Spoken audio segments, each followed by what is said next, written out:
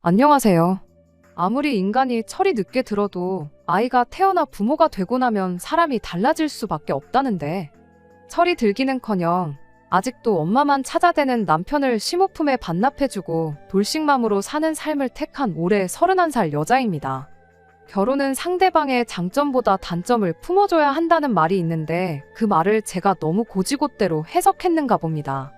단점을 품어준다는 게 남편의 단점을 이해해주고 평생을 남으로 살아왔는데 나와 다를 수도 있지 하고 못 본 척 넘어가주는 게 아니고 그 꼴을 보고 계속 살 수 있을지 못 살지를 판단하라는 소리였는데 그 말의 참뜻을 이제 와서야 깨닫게 되었어요. 저는 말 그대로 이 사람의 단점을 품어주면 행복하게 잘 살 수 있겠구나 너무 쉽게 생각을 했었는가 봐요. 이미 이혼까지 한마당에 이제 와서 뒤늦게 후회해봐야 아무 소용없는 거 알지만 그래도 제 속이나마 한번 후련해보고자 이렇게 사연을 적어 보내게 되었습니다. 남편은 저보다 한 살이 많아요. 한두 살 차이야 사회생활 시작하면 친구나 다름없다 보니 애초에 남편에게서 어른스러운 모습을 기대한 적은 없었습니다. 저보다 5살 많은 저희 오빠도 아직도 로봇 나오는 만화 보고 장난감 사 모으고 그러는데도 멀쩡히 잘 살고 있거든요. 남편 또한 게임 좋아하고 매사에 진지한 사람은 아니었어요. 연애할 때부터 알고 있었지만 그래도 목표한 바가 있으면 꼭 이뤄내는 그런 사람이었습니다. 이를테면 언제까지 무슨 자격증을 따야겠다 그렇게 마음먹으면 진짜로 그때쯤 해서 자격증을 제 앞에 가지고 오는 그런 사람이었죠. 유흥 좋아하고 그러는 것보다야 게임이 오히려 건전한 취미라고 생각했고 남편이 그래도 할 때는 하는 사람이구나 하는 면도 있었기에 남편 나이 30, 제 나이 29 긴 연애 끝에 저희는 결혼을 하게 되었어요.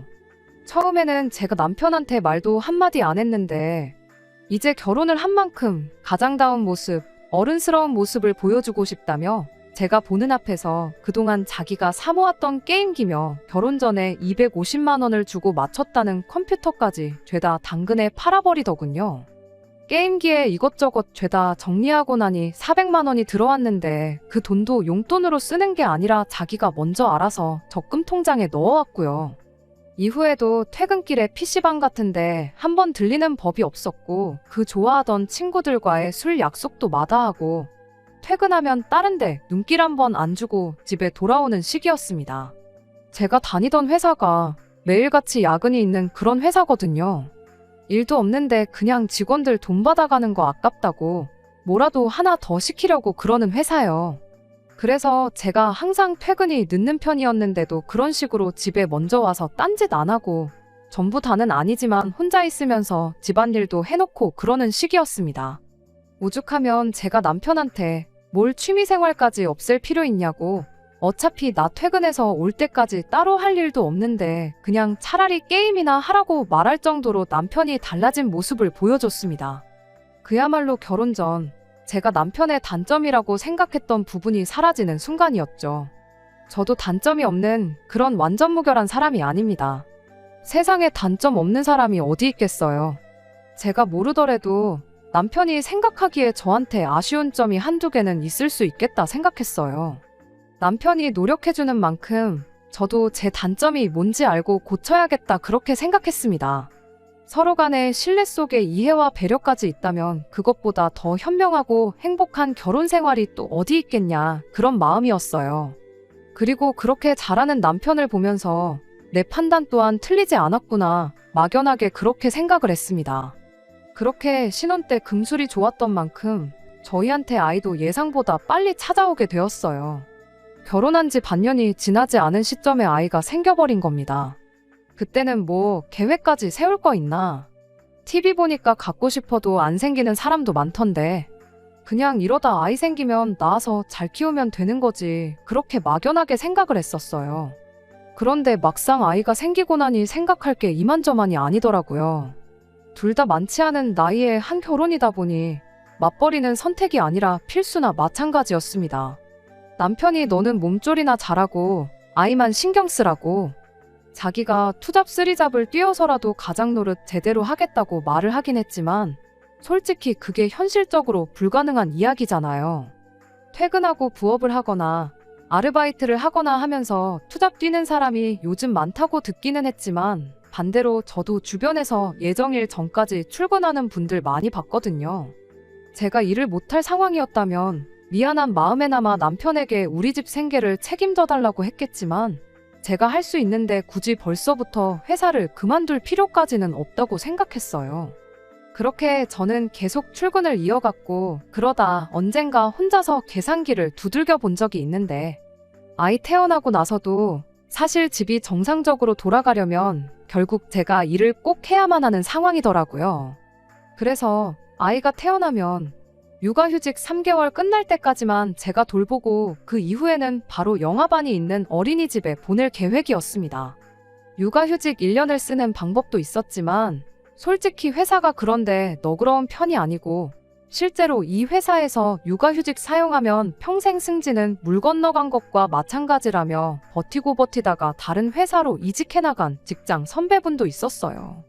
당장 1년 아이 돌보는 거 생각하면 참 좋은 제도지만 이후에 저한테 돌아올 불이익을 생각하니 선뜻 육아휴직을 사용하는 게 마음이 편치가 않았습니다. 그런데 주변에서 하나같이 하는 말이 돌도 안 지난 아이를 어떻게 어린이집에 보낼 생각을 다 했냐며 말들이 많았어요. 아무리 못해도 적어도 18개월까지는 부모 손에 자라는 게 아이한테도 좋은 거 모르냐면서요. 아니면 적어도 한 사람이 1대1로 케어를 해줘야지 동시에 여러 명 돌보는 어린이집에 맡기는 건 좋은 생각이 아닌 것 같다. 뭐 그런 이야기들을 하더라고요. 출산휴가 끝나면 바로 복직을 할 예정이었는데 그런 말을 들으니 또 다시 고민이 생기는 거예요. 아이를 위해서라면 최대한 제가 돌볼 만큼 돌보는 게 맞는데 또 결국 제가 직장을 유지하고 오래 다니는 게 장기적으로 보면 아이를 위한 일이기도 했으니까요. 하루는 육아휴직을 할까? 하루는 그냥 출산휴가만 쓰고 복직을 할까? 그렇게 고민만 하다가 결국 어떤 결론도 내리지 못하고 시간이 지나 아이가 태어나게 되었습니다. 그때쯤엔 그래도 출산휴가 끝나자마자 복직을 하는 쪽으로 마음을 굳히고 있었는데 막상 아이가 태어나니까 3개월 지나서 어린이집에를 보내자니 그게 맘처럼 안 되더라고요. 1대1로 케어하는 게 좋다고 하니 사람을 구했을까 싶은데 알아보니 그것도 거의 남편이나 제가 버는 만큼 한 사람분 월급 정도를 내줘야 하는데 그 돈이면 그냥 내가 회사 그만두고 육아를 하는 게 나은 거 아닌가 싶고 그러자니 또 육아 끝났다고 새로 일자리가 생각처럼 쉽게 구해진다는 보장도 없고 정말 머리가 아파왔습니다. 그렇게 하고 싶지는 않았지만 결국 친정어머니 손을 빌리기로 했어요. 친정집이 저희 살던 집에서 거리가 꽤 되었거든요. 그래서 그 방법은 정말 최후의 최후까지 가서 택할 생각이었는데 결국엔 그 수 말고는 답이 없었습니다. 친정어머니께서는 오며 가며 거리가 너무 멀어서 힘들겠다고 난색을 표하셨어요. 하기야 아무리 지하철이 다닌다고 한들 한번 갈아타고도 1시간이 더 넘게 걸리는 거리거든요. 왕복으로 치면 2시간인데 그런데 저희가 뭐 자가용이 있는 것도 아니라 출퇴근길에 오며 가며 아이를 내려주고 태우러 오고 그럴 상황도 아니었거든요. 그러다가 생각난 게 그럼 아예 친정어머니가 주중에는 우리 집에 머무시면서 아이를 봐주시면 되는 거 아닌가 그런 생각이 들었습니다. 친정어머니께서도 그렇게 하면 겸사겸사 저희 집안일도 도와주시고 남편 저녁밥도 챙겨주겠다고 좋다고 하셨어요. 말씀드렸다시피 저희 회사가 퇴근이 늦은 편이라 제가 집에 오면 항상 저녁 8시는 되었거든요. 저야 저녁 식사가 회사에서 따로 나왔다 보니 6시에 그거 먹고 일할 만큼 하다가 퇴근하는 시기였는데 그 덕에 남편은 항상 저녁을 혼자서 먹어야 했어요. 그런데 남편은 밥 혼자 먹는 건 궁상맞아 보여서 싫다고 항상 끼니를 거르거나 아니면 간단하게 집에 오는 길에 햄버거 사가지고 와서 대충 때우는 시기였습니다. 원래도 게임하면서 먹기 편하다고 결혼 전에도 식사보다는 햄버거를 더 선호하는 편이었어요. 결혼하고 나서 가장으로서 책임감에 달라진 모습을 보여주긴 했지만 밥을 혼자 먹기 싫어하는 그 버릇만큼은 도무지 고쳐지지가 않았습니다. 암만 요즘 햄버거가 가장 가성비가 좋은 한 끼라고는 하지만 남편은 햄버거 하나만 먹으면 배가 안 부르다며 햄버거도 2개씩 사 먹고 그랬거든요. 그 덕에 매 끼니마다 10,000원에서 15,000원, 많게는 20,000원씩 나가는 게 솔직히 제 입장에선 조금 부담이 되는 건 사실이었습니다. 그렇다고 아침도 안 챙겨 먹는 인간한테 매달 햄버거 값으로 나가는 돈 2, 30만 원이 아깝다고 혼자 안 먹을 거면 차라리 밥을 굶어라 하고 할 수도 없는 노릇이었지요. 냉장고에 밑반찬이며 그런 게 없는 것도 아닌데 밥도 즉석밥 잔뜩 사다 놓았는데 그거 대충 차려서 챙겨 먹으면 참 좋으련만. 설령 끼니를 거르더라도 자기는 죽어도 혼자서는 밥을 먹지 않겠다는 그 고집을 도무지 꺾을 수 없던 게 문제였어요. 그나마 아이 태어나고 제가 출산 휴가와 육아휴직을 하는 동안은 같이 저녁 식사도 챙겨주고 그랬는데 제가 복직을 한다면 다시 원래대로 돌아올 거라는 건 안 봐도 뻔한 일이었습니다. 그런데 친정어머니께서 그런 남편 저녁까지 챙겨준다 하니 감사하기까지 할 지경이었죠. 하지만 한편으로는 마음이 쓰이기도 했어요. 저희 집에 머물게 되신다면야 오며 가며 교통비 얼마 굳기는 하겠지만 집안일도 도와주신다 하고 애까지 봐주시겠다는데 자식된 입장으로 맨입으로 그냥 넘어가기에는 도리가 아니다 싶었습니다. 하지만 그렇다고 도우미분을 고용했을 때 나가는 만큼 드릴 여력도 안 되었고요. 여력이 됐으면 친정어머니가 아니라 그냥 맘 편하게 사람을 썼을 테니까요. 그래서 제 나름대로 절충해서 그렇게 해주시면 매달 100만 원씩은 드리겠다고 했습니다. 친정어머니는 뭔 자식한테 돈을 받냐며 거절을 하셨지만 그거라도 드리지 않으면 내 마음이 너무 편하지 않을 것 같다고 저도 고집을 부려서 결국 매달 70만 원씩을 드리기로 했어요. 말이야 그 정도면 받으시겠다고 했지만 친정어머니가 그 돈을 받으셔도 언젠가 나중에 저한테 다시 돌려주실 수도 있겠다는 생각도 들었습니다. 아무튼 그렇게 친정어머니와 이야기 다 끝내고 나서 그날 퇴근에 돌아온 남편한테 이 일을 이야기했어요. 그런데 남편은 돈 얼마 드리기로 했다는 이야기도 꺼내기 전에 아주 질색을 하면서 장모님하고 같이 살라는 게 무슨 소리냐고 절대로 그러기 싫다고 고집을 부리더라고요.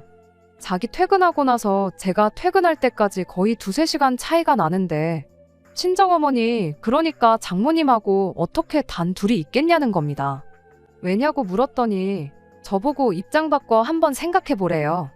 너는 우리 엄마랑 단둘이 2시간 집에서 있으라고 하면 있을 수 있겠냐면서. 일단 불편한 게 첫 번째 이유고 그것도 모자라 내 밥까지 챙겨주신다는데 그건 부담스러워서 싫다는 겁니다.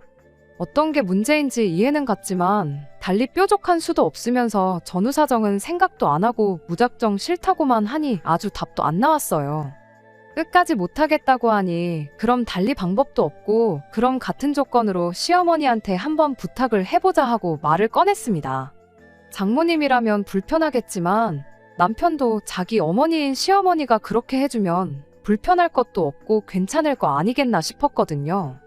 그런데 남편이 대본에 우리 엄마가 잘도 그렇게 해주시겠다며 절대 그런 거 해주실 위인이 아니니 물어볼 생각도 말라고 헛물 켜지 말고 꿈 깨라는 식으로 말을 하더군요. 당장 자기 대학교 들어가자마자 대학생이면 성인이니 네 앞가림은 스스로 하라고 한마디 하고는 그때부터 자식인 남편 밥도 제대로 안 챙겨주셨던 분이셨대요. 자기가 햄버거를 좋아하게 된 것도 그 때문이랍니다.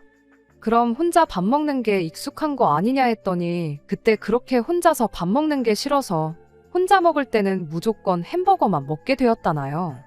아무튼 안 그래도 시어머니가 작년부터 해서 골프에 취미까지 붙여가지고 시간 나면 평일이고 주말이고 스크린 치러 다닌다고 시아버지 밥도 잘 안 챙겨주신답니다. 아버지도 안 챙기는데 잘도 우리 애를 봐주시겠다고 하겠다며 말을 딱 잘라버리는데 그 반응을 보자마자 솔직히 실망스러운 마음이 가장 컸던 것 같아요.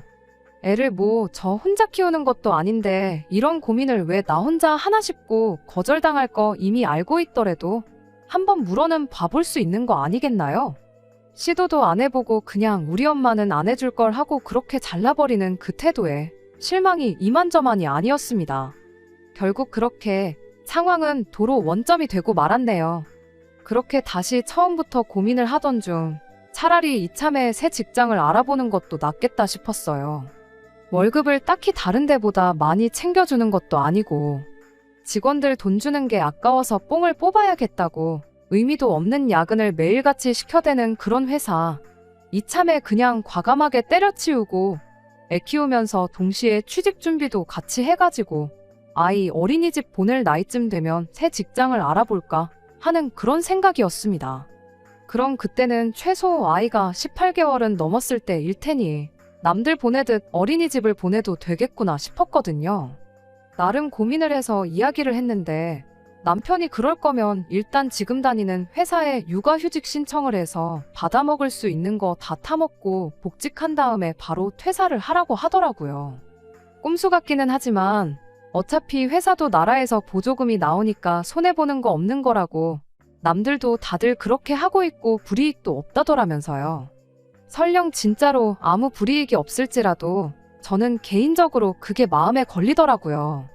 육아휴직 다 쓰고 복직해서 돌아오자마자 퇴사한 기록을 남기는 게 솔직히 새 직장을 구할 때 문제가 된다면 될 수도 있겠다 싶어서 내키지가 않았어요. 그럼 또 남편이 그렇게 싫으면 네 발로 관두지 말고 회사에 잘라달라고 하라는 겁니다. 그럼 실업급여 신청 자격이 된다고요. 그런데 그 또한 내키지가 않았어요. 복지제도라고 하지만 솔직히 남편이 말한 방식대로 하면 편법이나 마찬가지잖아요. 회사에서 이제 막 출산휴가 복귀한 저를 잘라달라고 해서 잘라줄지도 의문이었고 잘리면 또 잘린 대로 그 기록이 같은 이유로 새 직장 구할 때 불이익이 되지는 않을까 하는 생각에 그것마저 싫다고 했습니다. 남편은 그런 저를 두고 나라에서 작정하고 돈을 퍼주는데 세금 낼 거 다 내면서 왜 받아먹지를 못하냐며 답답하다고 할 뿐이었지요. 아무튼 또 그렇게 며칠을 두고 또 다른 방법은 없을까 고민을 하던 와중 이번엔 웬일로 남편이 자기가 생각이 있다면서 말을 꺼내왔어요. 일단 저보고 회사를 계속 다니면서 이직을 준비해보라는 거예요. 퇴사하고 취직하는 것보다 재직 중에 이직하는 편이 너한테도 더 유리하지 않겠냐 하면서요. 내가 직장을 옮기고 싶어서 이런 고민을 하는 게 아니라고. 우리 애 육아 때문에 고민하는 거고 애 봐줄 사람이 없어서 이러는 건데 왜 이직 이야기를 하느냐고 대답을 했죠. 그랬더니 남편이 육아휴직은 뭐 엄마만 있냐고 아빠인 자기도 똑같이 나오는 거 모르냐입니다. 자기 육아휴직을 먼저 써서 애를 자기가 키우겠다는 거예요. 자기 12달 육아휴직을 하는 동안 제가 이직에 성공하면 일 시작하고 6개월만 지나면 새 회사에서 육아휴직 신청이 가능하다더랍니다. 행여나 제가 그 12달 기간 동안 새 직장을 못 구하게 된다면 못 구하는 대로 지금 다니는 직장에서 육아휴직을 써도 되는 거 아니냐고. 정 육아휴직을 쓰는 게 싫으면 그때 가서 회사 그만두고 애 돌보면서 새 직장을 알아보면 되는 거 아니겠냐고 하는데 남편 말이 일리가 있기도 했지만 무엇보다 제가 남편을 잘못 생각하고 있었구나 그런 생각이 가장 먼저 들었어요. 그간 여지껏 육아 문제로 저 혼자만 고민하는 줄 알았는데 이 사람은 이 사람대로 여러 가지 방법을 생각하고 고민하고 알아보고 나랑 똑같이 노력을 했었구나. 그동안 나 혼자 오해하고 있었구나 하는 생각에 그때는 반성도 되고 감동스럽기까지 했어요. 남들 다 타먹는 눈먼 돈이라고 하기는 했지만 뭐 실업급여니 육아휴직제도니 해서 그동안 알아봤으니까. 그랬으니까 그런 내용도 다 꿰고 있던 거 아니겠어요? 그래서 이번에는 남편을 믿고 남편의 제안을 채택하기로 했습니다. 일단 남편이 먼저 육아휴직을 쓰고 제가 그동안 이직을 하는 쪽으로 그러다 안 되면 그때 가서 다시 생각해보는 쪽으로 방향을 잡기로 했고 결국 그렇게 저는 회사에 복직을 하고 남편은 육아휴직을 신청해 집에서 시간을 보내게 되었습니다. 정말 부모가 되면 철이 든다는 말이 그때만큼은 진짜구나 싶을 수가 없었어요. 하지만 얼마 지나지 않아서 사람이 쉽게 안 변한다는 말이 무슨 말인지 그 말이 왜 있는지도 똑같이 알게 되었습니다. 처음 몇 주는 남편이 나름 집안일도 해놓고 전업주부 생활을 책임감 있게 하는 것처럼 보였습니다. 그런데 몇 주 지나서 저녁 늦게 퇴근하니 남편이 아이를 재워놓고 방에서 혼자 뭘 낑낑대고 있더라고요. 뭘 하길래 사람이 퇴근한지도 모르고 저러고 있나 봤더니 컴퓨터를 사다가 방에다 설치를 하고 있더군요. 이게 뭐냐고 물었더니 집안일도 다 끝내놓고 아이가 잘 때 자기가 멍하니 있기도 그래서 그때 좀 하려고 컴퓨터를 샀다는 거예요. 애 키우느라 고생인데 그 정도 자유는 만끽하게 해줘도 되겠다 싶어서 아무 말 안 하고 그냥 넘어갔어요. 그런데 언젠가부터는 퇴근하고 오면 꼭 집안일 몇 개가 그대로 남아있고 이부자리도 정돈이 안 되어 있고 그러더라고요. 그 이유가 뭔지는 진작에 알고 있었지만 그게 꼭 컴퓨터 때문만은 아닐 거다 그렇게 생각하려고 노력했습니다. 그리고 그때쯤부터 해서 남편은 제가 퇴근하면 자기는 육아의 책무에서 벗어났다며 그냥 그 길로 방에 틀어박혀 컴퓨터만 할 뿐이었어요. 전업주부들이 퇴근한 남편하고 육아 문제로 다툰다는 게 이 소리인가 싶었고 그냥 아이가 어린이집 갈 때가 되면 그때는 남편도 딴소리 못하겠지 그렇게 넘어갔습니다. 그렇게 그냥 넘어갔더니 또 며칠 지나선 그나마도 해놓던 몇 개의 집안일이 손도 안 댄 채 그대로 남아있기 시작했어요. 보다 못한 제가 남편한테 대체 이게 뭐 하자는 거냐고 따져 물었어요. 남편은 저한테 짜증을 내면서 다 자기가 생각이 있어서 그러는 거라며 집안일 그거 몇 개나 된다고 좀 퇴근하고 와서 해주면 어디가 덧나냐고 오히려 저한테 짜증을 내는 겁니다. 무슨 생각을 얼마나 하길래 시간이 그렇게 부족하냐고 솔직히 말해서 집구석이 이 모양 이 꼴이니 당신이 애는 똑바로 보고 있는지부터가 의심이 된다고 그렇게 한마디 했습니다.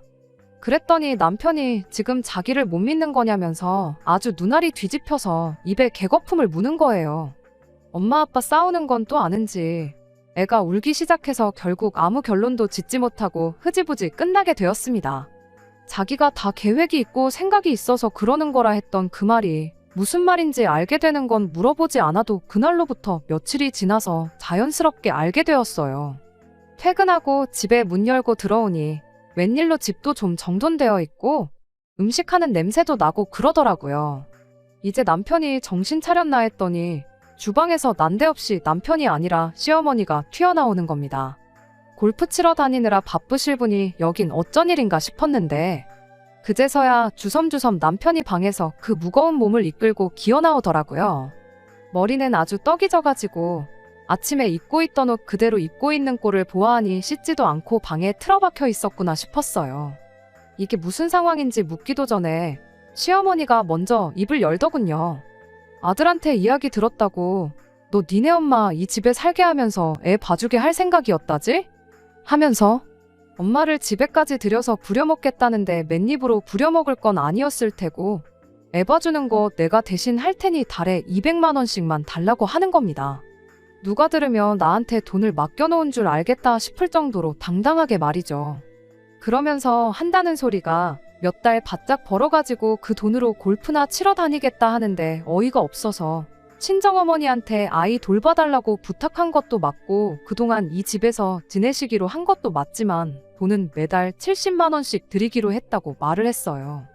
시어머니는 거짓말하지 말라며 제 말을 안 믿는 눈치였습니다. 어디서 시어머니를 속일 생각을 하냐고 세상에 누가 그 돈 받고 애를 봐주겠다 하고 그 돈 주고 애를 봐달라고 할 생각을 하겠냐면서 가족끼리 그 사이가 가까울수록 돈 관련된 건 확실하게 해야 한다는 소리를 하더군요. 200만 원도 사람 쓰는 거보다 싸게 해주는 거라고 생색을 내는데 참 할 말이 없어서 그냥 그 길로 남편 끌고 방으로 들어가서 이게 무슨 상황인지 설명이나 좀 해보라고 했습니다. 그러자 남편은 장모님한테 70만 원을 드리기로 했던 그게 중요한 게 아니라면서 자기의 장대한 계획을 저한테 털어놓더라고요. 자기가 게임 유튜버가 되겠답니다. 자기가 그동안 집에 있으면서 보니까 유튜버 하는 사람들 게임하면서 말 몇 마디 떠들고 돈은 웬만한 월급쟁이들의 몇 배씩을 벌어간다나요. 좋아하는 일 하면서 돈도 벌고 집에 있어도 되니까 애도 키우고 그야말로 지금 우리 상황에 이것보다 좋은 게 없다는 거예요. 그런데 그러기 위해선 당장 구독자도 모아야 하고 게임도 해야 되고 그러니 애를 볼 시간이 없을 것 같아 시어머니를 집에 모셔온 거랍니다.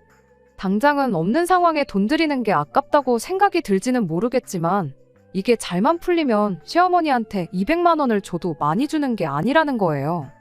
어이가 없어서 네가 뭐 프로게이머들처럼 게임을 남들보다 월등히 잘하는 것도 아니고 그렇다고 방송하는 사람들처럼 입담이 좋은 것도 아닌데 잘도 누가 네 방송을 보겠다고 쓸데없는 소리 하지 말라고 했습니다. 그랬더니 남편이 지금이 아니면 기회가 없다고 하는 거예요. 자기가 육아휴직 알아보면서 알게 된 건데 원래 여자들은 육아휴직 풀로 땡겨서 퇴직금까지 조금 더 받고 복귀하자마자 퇴사하는 게 정석이고, 남자들은 육아휴직 내고 그동안 딴 일 할 걸 알아보는 게 정석이라나요. 남들도 다 육아휴직하면서 이직 준비하고 사업 준비하고 그러는데, 따지고 보면 자기도 자기만의 사업을 준비하는 거라 마찬가지라는 겁니다.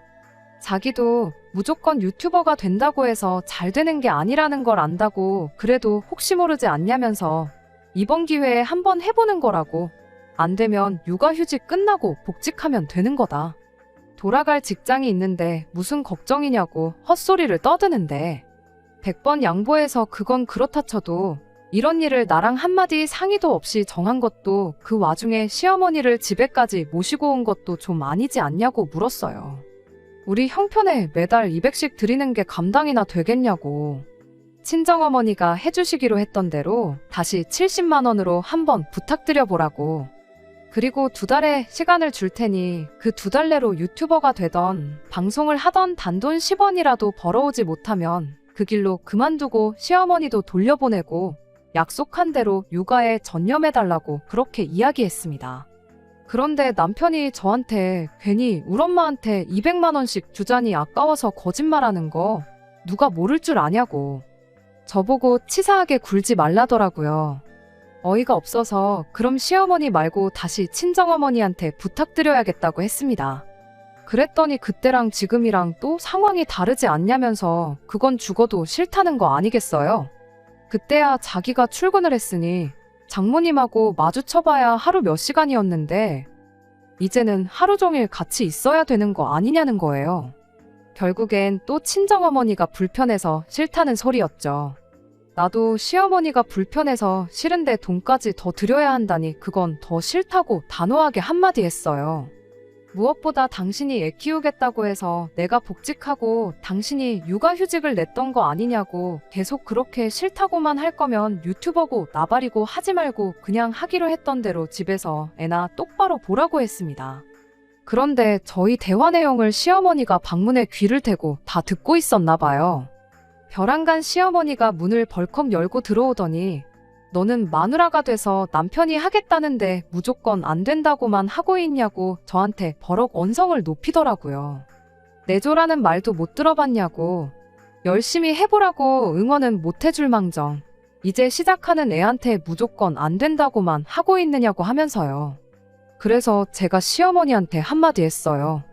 이 사람이 집에서 애 키우고 돈은 내가 나가서 벌어오는데 내조는 무슨 내조냐고. 이 사람이 쓸데없이 집안 재산지 엄마한테 퍼줄 생각 안 하고 얌전히 애나 보는 게 진짜 내조 아니겠냐고 그렇게 한마디 했어요. 그랬더니 이젠 남편이 자기는 육아휴직 중이니까 매달 돈 들어오는 게 있지 않냐는 소리를 하더라고요. 그래서 남편한테도 한마디 해줬어요. 그러니까 그 돈을 지금 네 엄마한테 다 준다고 하는 거지 않냐고. 그럼 월 수입이 없는 건데 내가 쓸데없는 걸로 스트레스 안 받게 더더욱 내조를 해야 하는 거 아니냐고 했죠. 그랬더니 아무 말대꾸도 못하고 가만히 있더라고요. 말문이 막힌 아들 모습이 안타까웠는지 시어머니가 그럼 돈을 안 받고 애를 봐주겠다는 말을 꺼내왔어요. 당신은 당신 아들의 성공에 확신이 있다며, 그러니까 나중에 아들이 성공해서 돈 벌어오면 그때 이자까지 포함해서 10달치 애 봐준 돈 3천만 원을 받아가시겠답니다. 그 와중에 10달치 이자로 1,000만 원을 더 가져가겠다고 계산한 게 참 대단했어요. 어차피 저는 남편이 안 될 거라는데 확신이 있었다 보니 그렇게 하자고 했죠. 2천만 원에 1,000만 원이라니 터무니없는 계산이긴 했지만 말인즉슨 남편이 그 돈을 못 벌면 땡전 한 푼 안 받고 애를 봐주는 거나 마찬가지였으니까요. 그냥 제 생각대로 한두 달 해보다가 자기도 안 되는 거 알면 포기하겠지, 그런 생각이었습니다. 시어머니까지 해서 대판 싸우기는 했어도 당장 이혼까지는 생각 안 했어요. 부부싸움 한 번 했다고 해서 이혼하면 세상에 남아있는 부부가 몇이나 되겠나 싶었고, 시간 지나면 좀 해결이 되겠거니 그런 생각이었는데, 그런데 그게 아니라 시간이 지나니 상황이 더 악화가 되었거든요. 결국 이혼이라는 마지막 방법을 택할 수밖에 없었습니다. 시어머니가 제가 꼴보기 싫었던 건지 뭔지는 모르지만 항상 제가 퇴근할 때쯤엔 알아서 먼저 집에 돌아가곤 했어요. 몇 시까지 계셨는지는 모르지만 남편 말에 의하면 저 오기 직전까지 계셨다고 하고 저 돌아올 때쯤엔 남편도 게임 안 하고 아이를 돌보고 있었으니 문제될 건 없다고 생각했습니다. 그러다가 제 사소한 실수 때문에 모든 진실을 알게 되었어요. 전날에 야근까지 하고도 다 끝내지 못해 집에서 마무리한 회의 자료를 만들어 놓은 게 있는데 그걸 담아놓은 USB를 헷갈려서 다른 걸 가지고 왔더라고요. 그래도 회의까지 시간이 많이 남은 시점에 그 사실을 알게 된 게 천만다행이었지요. 회사의 상황을 설명하고 점심시간 활용해서 쏜살같이 집으로 향했습니다. 두고 온 것만 가지고 빨리 다시 나갈 생각이었는데 빨리 회사로 돌아갈 수가 없었어요. 애는 방에서 울고 있지. 집에 시어머니는 안 계시지. 그 와중에 남편은 헤드폰을 뒤집어 쓰고 제가 집에 온지도 모르고 방에서 게임 삼매경에 빠져 있었거든요. 눈이 뒤집혀서 그 길로 남편이 뒤집어 쓴 헤드폰을 낚아챘어요. 난데없는 상황에 남편이 쏘스라치게 놀라서 아무 말도 못하고 눈만 껌뻑거리고 있었습니다. 이게 무슨 상황이냐고 시어머니는 또 어디 가신 거냐고 따졌습니다. 그 와중에 남편은 하라는 대답은 안 하고 하다가 중간에 멈춘 게임이 신경 쓰였는지 컴퓨터 화면에 눈을 계속 흘긋거리고 있는 거 아니겠어요? 그 꼴을 보니 너무 열이 받아서 대답 안 하고 어딜 보고 있냐고 그대로 남편이 보고 있던 모니터를 확 잡아뜨려 버렸죠. 남편이 미쳤냐고 이게 얼마짜린 줄 아냐고 하면서 후다닥 모니터를 다시 세웠지만 화면에는 여기저기 깨진 것처럼 화면이 뭉개져 있었고 여기저기 줄이 가 있는 게 쓰러지면서 모니터가 망가졌는가 봅니다. 그 상황에 그게 얼마짜리건 중요했겠나요? 컴퓨터까지 부셔버리기 전에 시어머니는 어디 가고 애는 울고 있는데 당신은 방에 틀어박혀서 왜 게임만 하고 있었는지 똑바로 한번 설명해 보라고 했어요. 남편도 제가 보통 열이 받은 게 아니란 걸 알았는지 엄마 요 앞에 볼 일 있어서 잠깐 나간 거라고 금방 오실 거라고 하더라고요. 제가 빨리 회사에 돌아가 봐야 하는 상황이었지만 시어머니가 진짜 근처에 계셔서 아무 때고 올 수 있는 건지 두 눈으로 확인을 하기 전까진 돌아갈 수가 없었어요. 남편 시켜서 시어머니한테 전화를 몇 번 걸었지만 시어머니는 전화를 받지 않았고요. 시어머니한테서 전화가 다시 걸려온 건 그로부터 1시간이 더 지나서였습니다. 남편이 제가 집에 와 있다는 사실도 말하기 전에 시어머니가 먼저 남편한테 이렇게 말했어요. 오늘 게임이 너무 잘 돼서 돈 따가지고 오는 길이라고 아들 점심으로 뭐 먹고 싶으냐고요. 당시 상황을 전혀 모르던 시어머니였다 보니 어디 있었는지 그 상황에 전부 자백을 하는 거나 마찬가지였습니다. 시어머니는 애보다 말고 지인분이 부른다고 해서 스크린을 치러 다녀온 거였죠. 남편이 이젠 그 어떤 변명도 안 먹히겠다 싶었는지 그 길로 시어머니한테 제가 지금 집에 와 있으니 빨리 오시라는 말만 하고 전화를 끊더군요. 남편한테 하고 싶은 말이 참 많았지만 시어머니가 올 때까지 기다렸어요. 아마 남편도 그 시간이 가장 힘들었을 겁니다. 한 30분 정도 지났나 그제서야 시어머니가 집에 후다닥 들어왔어요. 솔직히 거기서 시어머니가 먼저 사과라도 해왔다면 그냥 저도 그만했었을 수도 있어요. 하지만 시어머니는 사과 대신 저한테 성질을 부리는 쪽을 선택하셨습니다. 집에 들어오자마자 제 탓부터 하는 거예요. 돈 안 받고 애 봐주고 있으면 이 정도 자유시간은 가져도 되는 거 아니겠냐면서요. 말인즉슨 준다고 했던 적도 없던 그 200만 원을 줬으면 당신이 책임감을 갖고 중간에 자리 비우는 일 없이 애 보는데 집중을 했을 거랍니다. 돈도 안 받고 힘들고 스트레스 받는 와중에 기분 좀 풀러 잠깐 다녀온 걸 가지고 뭐라고 한다고 뻔뻔하게 나오는데 시어머니 말이 끝나기 무섭게 남편도 제 탓을 하기 시작하는 거 아니겠어요? 여태 찍소리도 못하더니 시어머니 한 명 왔다고 자기 편이라도 생긴 줄 알고 그런 건지 엄마 말이 맞다고 스트레스도 풀고 그래야 능률도 늘어나는 법이라며 자기도 여태까지 애 보고 있다가 애가 잠든 거 보고 스트레스 좀 풀려고 잠깐 게임을 켰던 거였는데 딱 5분도 안 했는데 그 와중에 제가 집에 들어왔다는 거예요. 진짜로 사과만 한마디 했다면 저도 그냥 들어려니 넘어갔을 수도 있는 일을 애써 키우고 있는데 저도 더는 못 참겠더라고요. 그래서 그 길로 남편 컴퓨터 줄 뽑아서 들고 와가지고 그대로 바닥에 패대기 쳐버렸어요. 그걸로도 화가 안 풀려서 유리가 와장창 깨진 컴퓨터를 다시 번쩍 들어다가 그 길로 창밖으로 던져버렸습니다. 남편한테 모처럼 맞는 말 했다고, 사람이 스트레스도 풀고 그래야 된다는 게 무슨 말인지 알겠다고, 아주 다 속이 후련하다고 했죠. 혹시나 해서 덧붙이지만 저희 집 1층이에요. 던질 때도 밖에 아무도 없는 거 확인하고 던졌습니다. 아무튼 그 사단이 나니 시어머니가 이게 뭐 하는 짓이냐고 빼액 소리를 질러대고 있고, 남편도 박살난 자기 컴퓨터 어떻게 살려보겠다고 신발도 똑바로 안 신고 그대로 화단으로 뛰쳐나가대요. 이미 박살이 나서 흙투성이가 된 컴퓨터를 들고 남편이 들어오자마자 마지막으로 한마디 했어요. 어머님이 스크린을 치러 가든 저 멀리 지방에 필드를 다녀오든 이 사람이 애만 똑바로 보고 있었으면 나도 아무 말 안 했을 거다 하고요. 다른 사람 애도 아니고 당신 애고 어머님 손자라고 책임감을 갖지는 못할 망정 당장 자기 노는데 급급한 사람들을 몰라보고 애를 맡긴 내 잘못이라고. 애는 내가 알아서 어떻게든 키울 테니 당장 이혼해달라고 했습니다. 그제서야 성질만 내던 시어머니도 제정신이 돌아온 건지 암만 남편이 게임 좀 했기로서니 이혼까지 하자는 거냐고, 애한테 무슨 일이 있던 것도 아닌데 좋게 좋게 넘어가면 어떻겠느냐고 중재를 섰지만 이미 저는 마음을 굳힌 상태였고 그 어떤 말도 통하지 않았습니다. 게임하는 게 뭐 나쁜 게 아니에요. 말씀드렸다시피 쓸데없는데 돈 쓰고 밖에서 도는 것보다 훨씬 건전하고 좋은 취미라고 생각하는 사람입니다. 제가 남편 게임을 못하게 한 것도 아니잖아요. 괜히 자기가 시키지도 않았는데 죄다 당근에 팔아치워놓고는 그걸 나 때문에 그런 거라는 것도 어이가 없고, 지 자식까지 신경이 안 쓰일 만큼 좋아하는 거면 나랑 이혼하고 실컷 하면 되는 거 아니냐고. 그리고 어머님도 아들 도로 데려가서 애 키워주는 값으로 200만 원씩 받으시라고 했어요.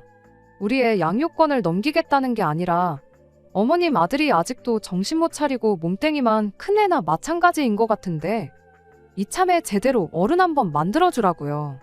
남편도 그제서야 너 혼자 어떻게 애를 키울 거냐며 당장 육아휴직도 못 쓰는데 가당키나 하겠냐며 한 소리를 하대요.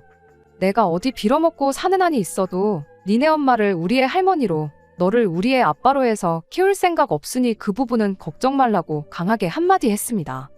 그리고 그냥 그 길로 회사에 전화해서 상황 설명하고 회의 자료는 이메일로 보내줄 테니 알아서 하라 말하고 짐 챙겨서 애 데리고 친정으로 향했어요.